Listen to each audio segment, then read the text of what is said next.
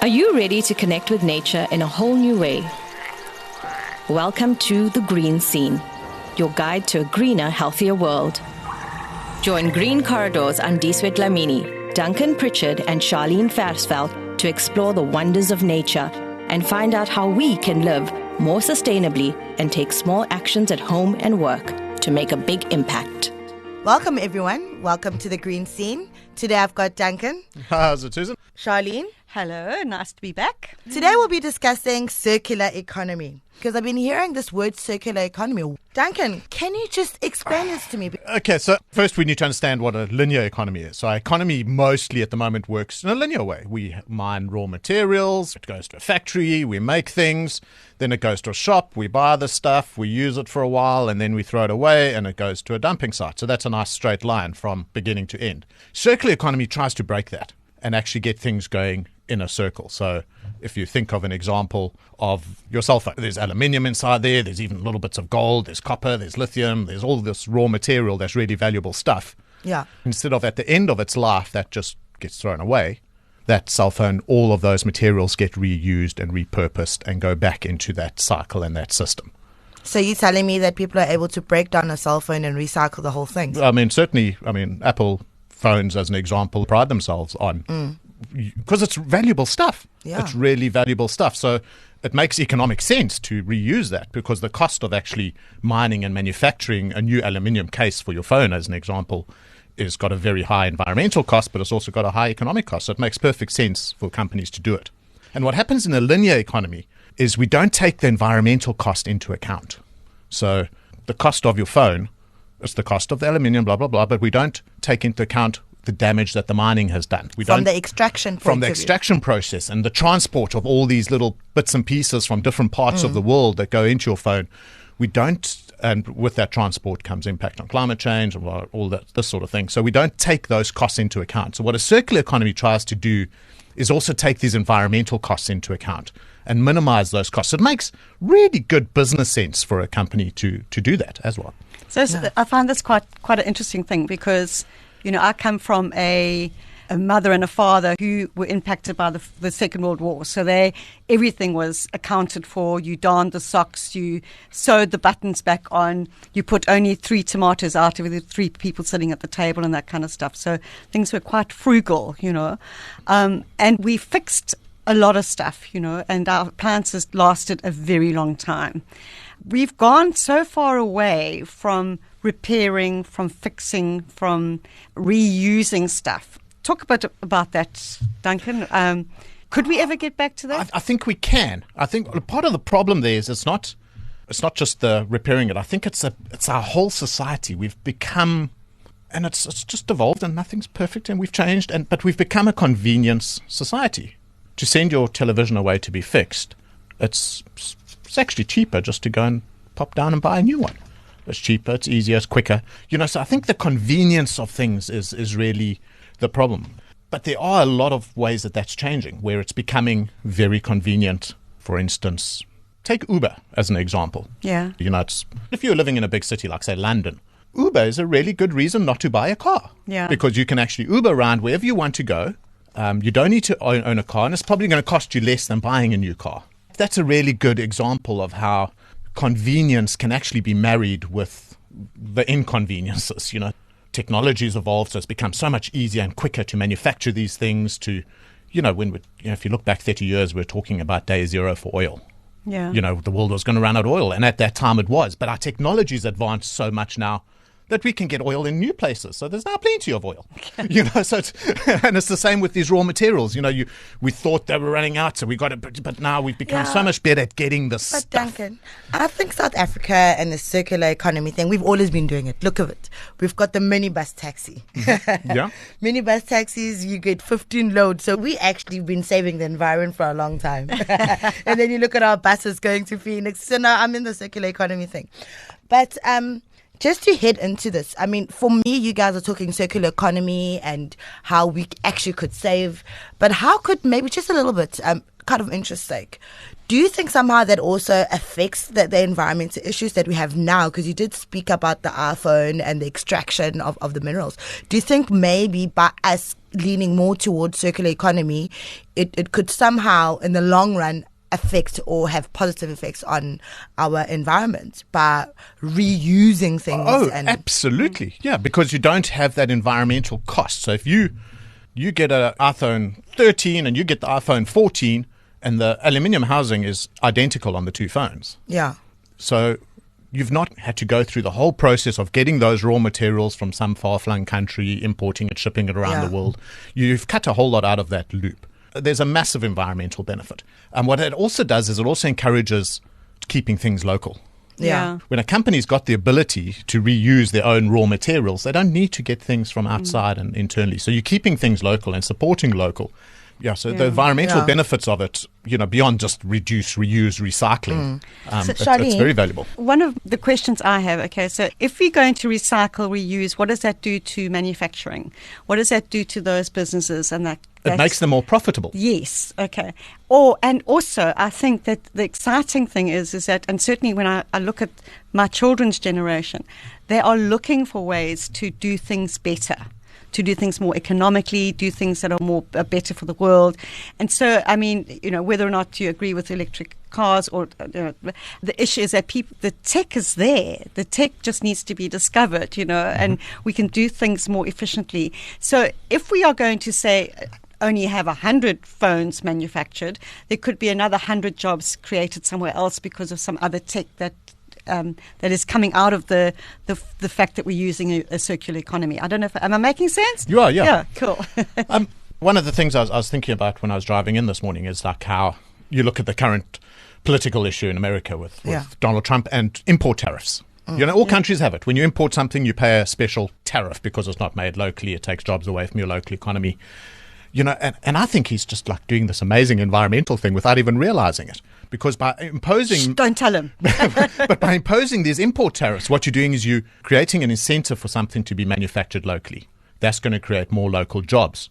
People in that community where that's being now manufactured have now got access to more money to go and spend at other businesses within that local economy. Yeah.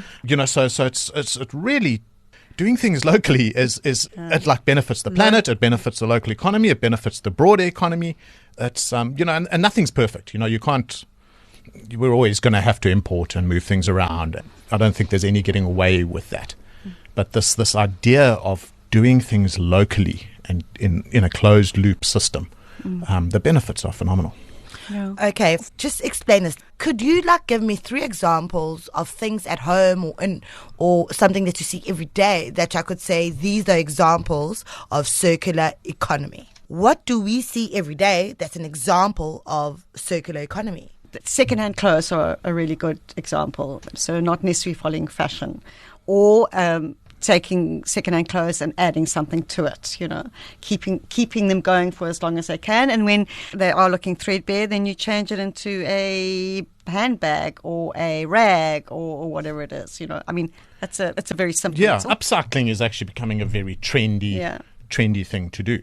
I mean, you see it every day if you go into township areas. Like there's these little artisans who will take your couch that is totally stuffed and make it look, magnificent and new with new upholstery and all sorts of things rather than going and buying a new couch. Yeah. The roadside mechanics and the people who are going to fix your fridge. So I think these sort of things are very vibrant in less fortunate communities. Absolutely, because it's driven by, you don't have the convenience of just being able to swipe your credit card and get a new one. So I think a lot of it is about just getting our heads around the fact that it's just so wonderfully convenient to go and swipe your credit card and buy a new one. Yeah. Whereas we know that there's solutions to that. There's a TikToker who talks about the ice cream tubs. If you ever come to South Africa and you're from another country and you open someone's freezer, make sure it's not necessarily ice cream in the ice cream tub that's in the freezer. So yeah, but then that's normal. I mean, at home, I know with my mom's, I wouldn't call it a hoarder, but she does it to food. She'll cook a lot, expecting neighbors will come, and during lunchtime being a gogo, she'll say, I'm having lunch, will you join me? And then you end up having a community of people eating food. But she collects these we call them rama tubs, and she collects them. So I'll throw it away. She'll go pick it up, wash it out. Next thing you open the deep freezer, you're like, why is the margarine in the deep freezer? Meantime, it's a curry of beef stew or the potu she cooked last week, and then she'll still cook more food, but there's always backup. That is normal for us though. And what I say, like, South Africans have always been, I wouldn't say living cheap, but some things have been accessible to be reused, It's for us, it's been normal. So, except you just put a fancy name of it, circular economy. Yeah. It's hand me down. Hand me down. Not really. It's like what happens at the end. So, for example, that ramen tub, when that ramen tub it's broken, okay, what happens to it? Okay, so then it gets into recycling, and it gets whatever type of plastic it is, then can be reused in something else, and then that thing goes back into the economy. So it's about closing the circle. It is, and I think a lot of that responsibility, and what we're seeing with really good models for circular economies, and I think what we're trying to do with circular economy, which I think stops it from gaining traction, is we're trying to do this ourselves. But it's actually the manufacturers. So if you took that ramen tub, and if the people who manufactured that ramen tub had a deal with you to take that tub back and a discount on your next tub of ramen, that is a perfectly closed loop. In some countries, Philips, the light bulb guys, they provide high-tech... I think they produce TVs. TVs, all sorts. But they've got a system now where you do not buy a light bulb. You rent a light bulb. You lease hours from them. Never. I'd rather just use candles. No, it works out cheaper. But it works out cheaper for you than buying the bulb. And then when that bulb is broken, they will come and fetch it and replace it for you. And now they've got all they need to do. But how much is the rent, Duncan? Already we're renting for food. No, but it's cheaper than... The point is that for them to rent you that bulb, it's going to last for 10 years. Okay. It's cheaper for you to rent the bulb than to buy it. Okay. So let's just say, for argument's sake, 100 hours of lighting is going to cost you, to rent it will cost you 10 Rand. If you go and buy the bulb, it's going to cost you 15 Rand. So you're getting it cheaper. The benefit the environment is when that's broken, Philips will come and replace it. And they've got all the raw materials they need to make a new light bulb. All they need to do is repair that light bulb and they can put it back into the system. They don't need to make a new light bulb. So they're saving money. So I think a lot of the drive to really get the circular economy going is companies taking responsibility for their own loop. When that responsibility falls onto the consumers, you've got so much risk of creating cracks in that circle. But when that responsibility sits with the company and there's a clear deal that you're going to get a benefit out of this, and it works out cheaper. I mean, the leasing economy is growing, and it works out cheaper for users, it's cheaper for the manufacturers, and it's great for the environment. It's just, these things are getting momentum. I think we're going to see a lot more of this over the coming years. We should do that for cars. Well, in a way we are with Uber. Uber's heading that way. Like BMW, Peugeots, take it back and then give me a discount and create new car parts. Well, you do, really. Tesla owners, there's very few Tesla owners. You rent that, you lease that Tesla. Tesla will take it back. They've got all the parts, the battery. They'll make the next model of Tesla and rent it back to you. So again, there's no need for them to go and get new raw materials, get new parts. So technically you cannot own a Tesla. No, you can, but I don't know what the stats are. But ownership versus leasing, the leasing model is significantly higher. And you can lease it for a lot less than you would pay to own it. Because they know that all of that metal and all of those batteries and all of that equipment, we can actually just refurbish that into a new car for a lot less than manufacturing it from scratch. So the incentive is there for companies to do it. And I think this is something that's changing around us fast. So in my head, it's looking like circular economy does not decrease the amount of employment. So it would, in fact, increase it. It creates a whole bunch of new opportunities. Because that's the thing in South Africa. I mean, these nice, beautiful initiatives, things becoming AI, but the average Tom and Joe at the bottom is saying if everything converts to be technical and what's not, that means jobs are being taken away, which means maybe circular economy is the next big thing for us. I don't, no, it's creating new opportunities. It's creating new efficiencies. The less we are importing and the more we are doing in a closed loop, so the more that's an jobs increase in job opportunities. Yeah. And I think one of the things that becomes really valuable, if you think about that value chain in a local economy. Yeah. So if you took an example, let's just say I'm a hairdresser. I've got two choices when I go and buy lunch. I'm a hairdresser. I'm earning a basic salary. I'm going to go buy lunch. Okay. I can go to an international fast food chain, or I can go to a locally owned restaurant. So this is a slightly different way of thinking about circular, because circular economy happens at a product level, but it also happens at an economic level. So I'm a hairdresser. I've got a choice. International takeaway chain or a locally owned little artisan shop. I go to the locally owned artisan shop. That person's getting their vegetables from the local farmer, not from the international food chain. That local farmer comes to you for a haircut.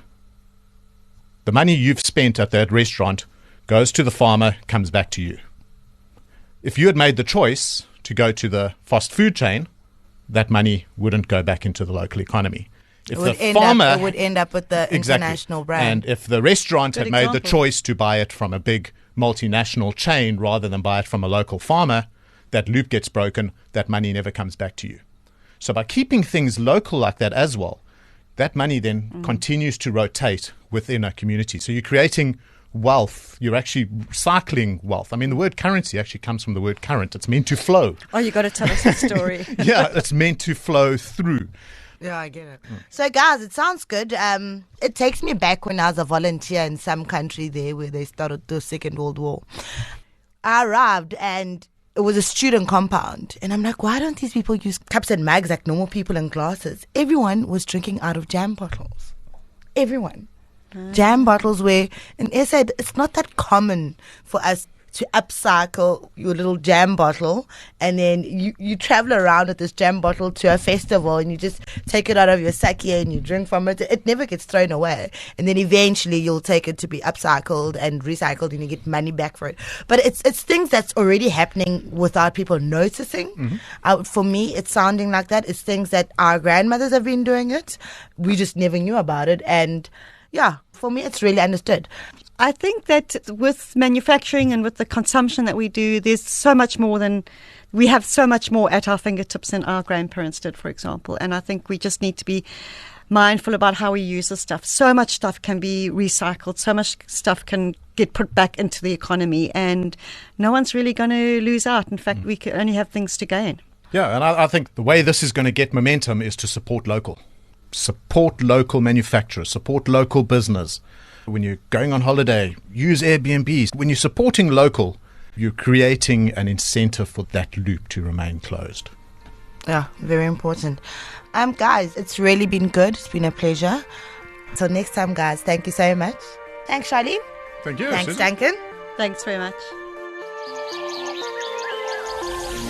The Green Scene podcast is a partnership between East Coast Radio and Green Corridors. Find out more about Green Corridors via durbangreencorridor.co.za.